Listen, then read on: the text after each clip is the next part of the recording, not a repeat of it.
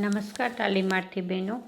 પડોશ શિક્ષણાર્થી બહેનોનું course 4B proficiency in English અંગ્રેજીમાં પ્રાવીણ્ય સજ્જતા એ પીરિયડની અંદર સ્વાગત છે. એમાં ચોથો યુનિટ જે છે ડેવલપમેન્ટ ઓફ રાઇટિંગ સ્કિલ. 3 યુનિટની આપણે ચર્ચા કરી ચૂક્યા છીએ. હવે ચોથો unit development of writing skill, લેખન કૌશલ્ય છે એનો વિકાસ, જેમાં પ્રસ્તાવના, ઓબ્જેક્ટિવ્સ,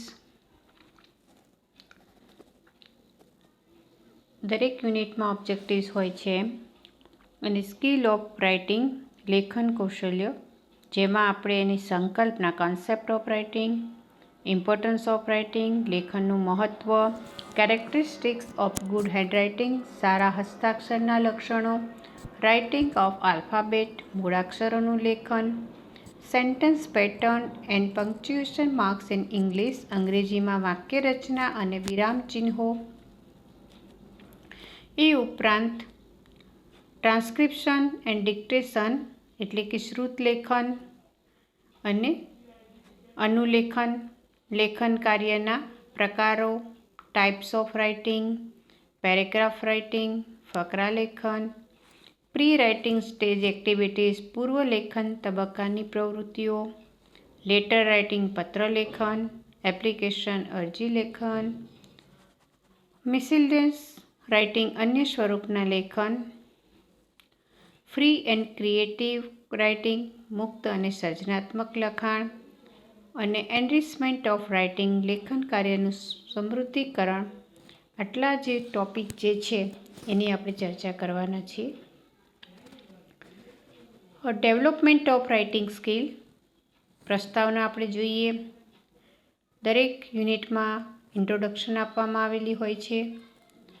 ભાષા અધ્યયનના 4 કૌશલ્ય પૈકી છેલ્લું અને સૌથી મહત્ત્વનું કૌશલ્ય એટલે કે લેખન. તમે એવી ઘણી વ્યક્તિઓને જોઈ હશે કે જેઓ પોતાના કથન કૌશલ્યમાં માહિર હશે. તેઓ અસ્ખલિત રીતે પોતાની માતૃભાષા કે દ્વિતીય ભાષા અંગ્રેજીમાં પોતાના વિચારોની અભિવ્યક્તિ સડસડાટ કરી શકતા હશે, પરંતુ જ્યારે તેમને લેખનનું કાર્ય સોંપવામાં આવે ત્યારે તેઓ પાછા પડે છે. શાલેય શિક્ષણ પૂર્ણ કર્યા પછી પણ વિદ્યાર્થીઓ કેટલીક અરજીઓ, ફરિયાદો, મંજૂરીપત્રો કે આમંત્રણ લખવામાં નિષ્ફળ જાય છે. ક્યાંક ઇન્ટરવ્યૂમાં કોઈકને પૂછવામાં આવે કે એપ્લિકેશન લખો, તો એપ્લિકેશન ભણતી વખતે અમે શીખ્યા હતા પણ અત્યારે લખતા નથી ફાવતું, કે કમ્પ્લેન લખવાની થઈ હોય, તો લેખનની બાબતમાં આ રીતે નિષ્ફળ જતા હોય છે. વિદ્યાર્થીઓનું લેખન કૌશલ્ય વિકસાવવા માટેની આ પ્રક્રિયામાં શું ખામી છે? એનો સરળમાં સરળ જવાબ એ છે કે વિદ્યાર્થીઓમાં લેખન માટે જરૂરી વોકાબ્યુલરી તથા ભાષા, વિચાર, તર્ક વગેરે જેવી માનસિક પ્રક્રિયાની ગેરહાજરી છે. શા માટે લખી શકતા નથી? તો એની પાસે શબ્દભંડોળ નથી. વોકાબ્યુલરી મતલબ શબ્દભંડોળ. અહીં જે બાબતોનો ઉલ્લેખ થયો છે તેની વિગતવાર સમજ આ એકમમાં જેમ જેમ આગળ જતા જઈશું તેમ તેમ થશે. લેખન કૌશલ્યનું સ્વરૂપ સમજતા પહેલાં કથન કરતાં આ કૌશલ્ય કઈ રીતે જુદું પડે છે તે પણ આપણે સમજી લઈ. લેખનના વિવિધ સ્વરૂપો જેવા કે ફકરા લેખન, અરજી, ફરિયાદ, મંજૂરીપત્રો, આમંત્રણપત્રો, સંદેશા, નોટિસ અને પોસ્ટરના લેખન માટે સજ્જ થઈશું. વળી સારા હસ્તાક્ષરો માટેની પ્રયુક્તિઓ પણ શીખીશું.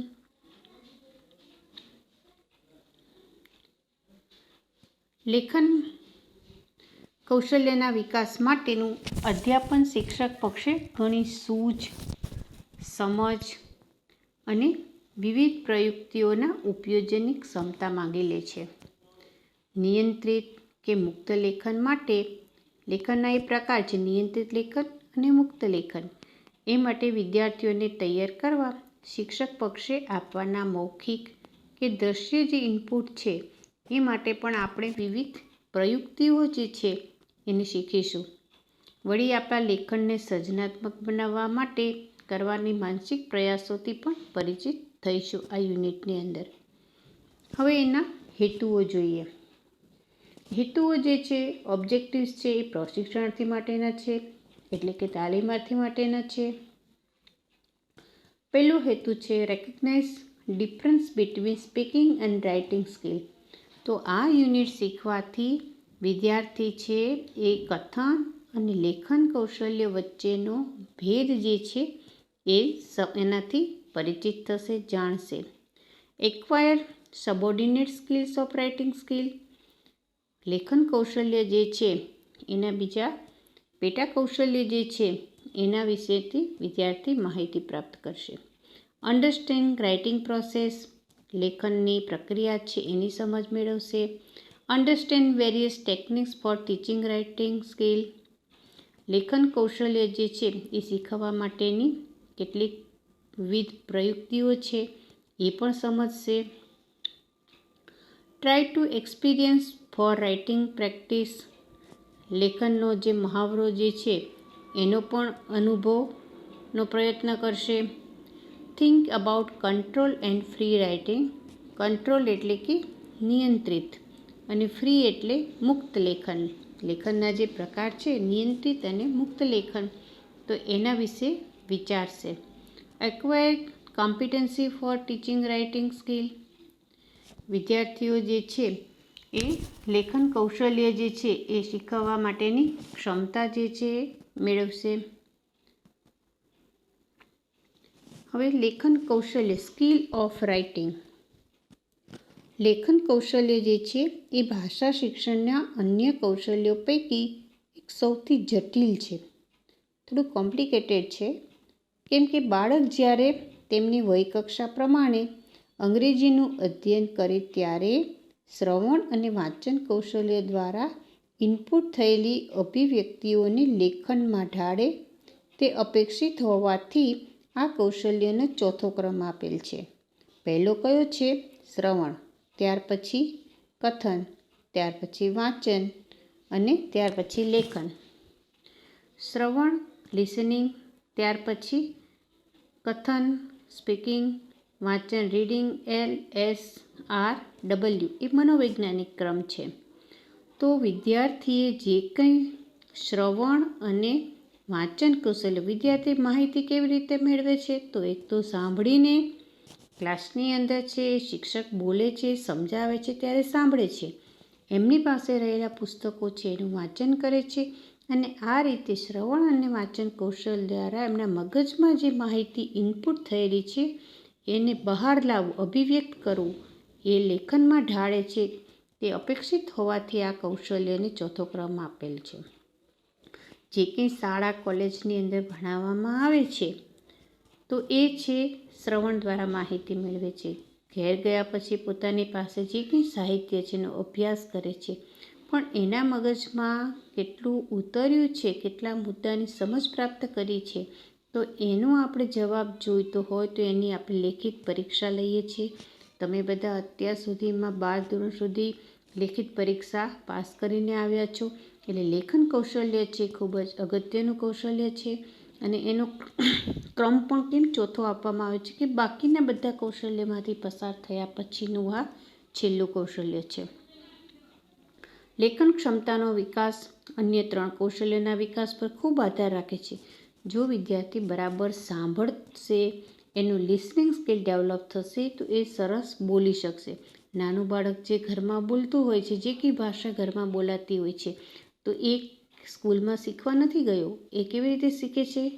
સાંભળીને. માતા પિતા, દાદા દાદી, અડોશ પડોશમાં જે કંઈ બોલે છે એને સાંભળીને એ પ્રાપ્ત કરે છે, એ શબ્દ ભંડોળ, અને એ સ્પીકિંગ એટલે કે કથન કરે છે.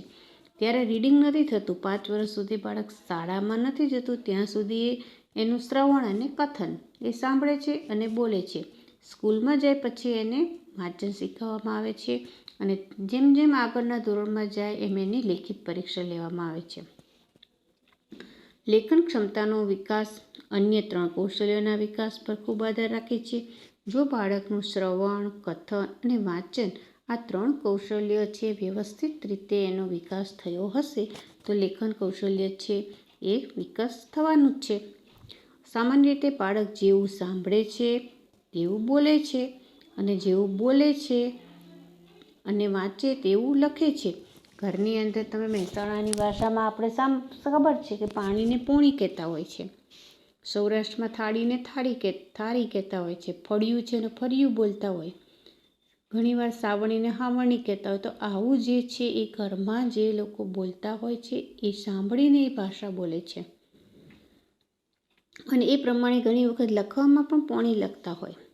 તો લેખિત અભિવ્યક્તિના પાયાના શ્રવણ, કથન અને વાંચન રહેલા છે. લેખન કૌશલ્ય કથન કૌશલ્યની જેમ અભિવ્યક્તિલક્ષી કૌશલ્ય છે. આપણે માહિતી બે રીતે રજૂ કરીએ છીએ. એક તો આપણું રિટન ટેસ્ટ. તમે કોઈ પણ કોમ્પિટિટિવ એક્ઝામ આપો તો તમારે લેખિત પરીક્ષા આપવાની થાય.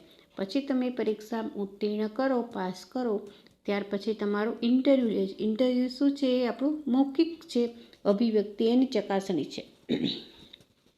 એટલે આપણી પાસે રહેલી માહિતી આપણે બે રીતે રજૂ કરીએ છીએ. એક તો લેખન દ્વારા અને બીજી છે કથન દ્વારા. એટલે લેખન કૌશલ્ય છે કથન કૌશલ્યની જે અભિવ્યક્તિલક્ષી છે. કન્સેપ્ટ ઓફ રાઇટિંગ, લેખનની સંકલ્પના. જ્યારે આપણે કોઈની સાથે વાતચીત કરતા હોઈએ છીએ ત્યારે સામેવાળાના પ્રતિચારો પરથી આપણે આપણા સંભાષણ મતલબ કે આપણા કથનને પરિમાર્જિત કરીએ છીએ.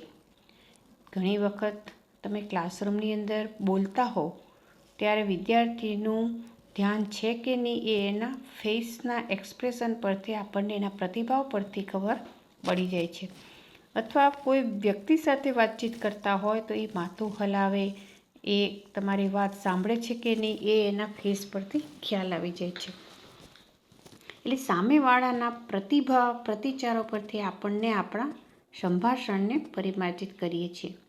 કથન પણ અભિવ્યક્તિલક્ષી કૌશલ્ય છે, પરંતુ લેખન કૌશલ્ય કથન કૌશલ્ય કરતાં જુદું પડે છે. જેને પહેલાં જોયા જાણતા નથી તેવા વાચકોને ચોક્કસ અર્થનું પ્રત્યાયન કરાવવાની જવાબદારી લેખકના શિરે હોય. લખનારે લેખનની ભાષામાં પ્રવાહિતાની સાથોસાથ ચોકસાઈ તથા શુદ્ધિ પર ધ્યાન આપવાનું હોય છે. કરેક્ટ ગ્રામર અને વિચારોનું સઘન સંકલન કરવાનું છે. અને આથી જ કહેવાયું છે કે writing has to be carefully planned and meticulously packaged. એટલે કે લેખનનો ઘણો ખરો આધાર શબ્દભંડોળ અને વાક્ય રચનાની શુદ્ધિ પર છે. તમે બોલીને તો સામેવાળી વ્યક્તિને સમજાવી શકો, કથન દ્વારા ન સમજે તો તમે એને પૂરક પ્રશ્નની વાત કરીને સમજાવી શકો, ઉદાહરણ આપીને સમજાવી શકો. પણ જ્યારે પુસ્તકની અંદર લેખકે જે કંઈ લખ્યું છે એણે ખૂબ કાળજી રાખવાની હોય છે કે વાંચનાર કોઈ પણ વર્ગ છે એ પોતે લખેલા શબ્દો જે છે એ સમજી શકવા જોઈએ. અને એટલા માટે જ કહ્યું છે કે વાચકોને ચોક્કસ અર્થનું પ્રત્યાયન કરવાની જવાબદારી લેખકના શિરે હોય છે. એટલે લખનારે લેખનની ભાષામાં પ્રવાહિતાની સાથોસાથ ચોકસાઈ, બોલવામાં તો આપણે બોલી જઈએ, ન સમજાય તો આપણે શબ્દો ફેરવીને પૂછીએ. કદાચ તમને પાણી આપતો એમ કહ્યું હોય, ના સમજાય તો આપણે પાણી એમ બોલીએ. પણ લેખનમાં તો એક જ શબ્દનું અંકન થયેલું હોય. એટલે ચોકસાઈ તથા શુદ્ધિ પર પણ ધ્યાન આપવાનું છે. ફ્રાન્સિસ બેકન કહે છે કે writing makes an exact man. એટલે એક વાક્યના પ્રશ્નમાં પૂછાય, લેખન વિશે ફ્રાન્સિસ બેકને શું કહ્યું છે? અથવા writing makes an exact man, આ વિધાન કયા લેખકે આપેલું છે? લેખન દ્વારા વિચારોની ચોકસાઈ જળવાઈ રહે છે કે કેમ તેનો સ્પષ્ટ ખ્યાલ આવી જાય છે. લેખનને એક પ્રોડક્ટ તરીકે ન જોતા લેખકના માનસિક જગતમાં ઘટતી એક પ્રક્રિયા તરીકે જોવી જરૂરી છે. કેમ કે લેખકના મગજમાં જે વિચારો હશે એ પોતે લેખન સ્વરૂપે રજૂ કરતા હોય છે. એટલે લેખનના વાચક વર્ગ અંગેની સમજ સ્પષ્ટ કરે છે. જેમાં લેખક જે કંઈ લખાણ છે એમાં લેખક લેખકનું કાર્ય શું છે? તો એ લેખનના વાચક વર્ગ અંગેની સમજ સ્પષ્ટ કરે છે, લેખનનો હેતુ કેન્દ્રસ્થ કરે છે, લેખનમાં કયા વિચારોની અભિવ્યક્તિ કરવી તેનું આયોજન કરે છે. આ બધું કામ કોણ કરે છે? લેખક. લેખનમાં અભિવ્યક્તિ કરવાના વિચારોને ચોક્કસ રીતે રજૂ કરવા શબ્દની પસંદગી અને વ્યાકરણ શુદ્ધિ પર પણ ધ્યાન આપે છે. પ્રથમ લખાણને ફરી જોઈ જરૂરી સુધારા વધારા કરે છે. આપણે પણ કંઈક લખવાનું હોય તો પહેલાં લખી લઈએ, ફરી પાછા 1-2 વખત વાંચી જઈએ. ઘણીવાર એવું બને છે કે આપણે લખેલું લખાણમાં પણ ભૂલ જે છે, આપણા પેન સ્લીપ થઈને આપણે શબ્દ છે ક્યારેક અધૂરો મુકાઈ ગયો હોય, અડધો શબ્દ લખાઈ ગયો હોય, જોડણીની ભૂલ હોય. એટલે કોઈ પણ લેખક જે છે પોતે જે કંઈ લખાણ કરે છે એને ફરી પાછું વાંચીને એમાં જરૂરી સુધારા વધારા કરે છે. આમ આઈડિયાઝને ભાષામાં ઢાળતા જઈ ક્રમશઃ લેખન અભિવ્યક્તિને સમૃદ્ધ બનાવતા જવાની પ્રક્રિયામાંથી પસાર કરવાનું કામ લેખન કૌશલ્યના અધ્યાપનમાં છે. લેખનની આજે આપણે સંકલ્પના વિશે સ્પષ્ટ થયા. ફ્રાન્સિસ બેકનના વિધાનને પણ આપણે યાદ રાખીશું કે રાઇટિંગ મેક્સ મેન પરફેક્ટ. અને હવે પછીના વિડીયોમાં મળીએ, ત્યાં સુધી સર્વેને